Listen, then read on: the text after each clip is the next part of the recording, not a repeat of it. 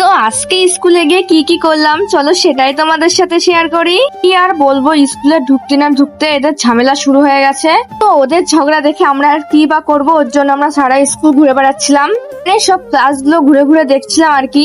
ক্লাসগুলো পুরো ফাঁকা ছিল, কারণ মাঠে যেহেতু খেলা হচ্ছে ওর জন্য সবাই মাঠে গেছে খেলা দেখতে। স্কুলের মধ্যে পুরো ফাঁকা, কয়েকজন মাত্র রয়েছে স্কুলের মধ্যে। আমরা কিন্তু যাইনি যেহেতু বাইরে প্রচন্ড রোদ। এইদিকে দেখো রাঁধুনিরা পেঁপে পাচ্ছে, মানে রান্না করছে, তার মধ্যে হয়তো পেঁপে দেবে এরকম কিছু আর কি। পর বান্ধবী বললো যে কিছু খেতে ইচ্ছে করছে, চল বাইরের দিকে যাই। তো বাইরের দিকে এসে প্রথমে তো এইদিকে চোখ পড়লো, এখানে কিন্তু প্রচন্ড পরিমাণে ভিড় হয়, প্রায় আসলে তো আধ ঘন্টা দাঁড়িয়েই থাকতে হবে কিছু নেওয়ার জন্য।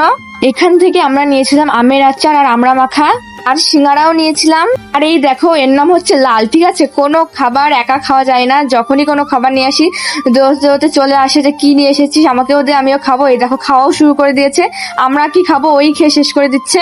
ভাবলাম আজকে একটু মিড ডে মিলের খাবার খেয়ে দেখি অনেকদিন পর।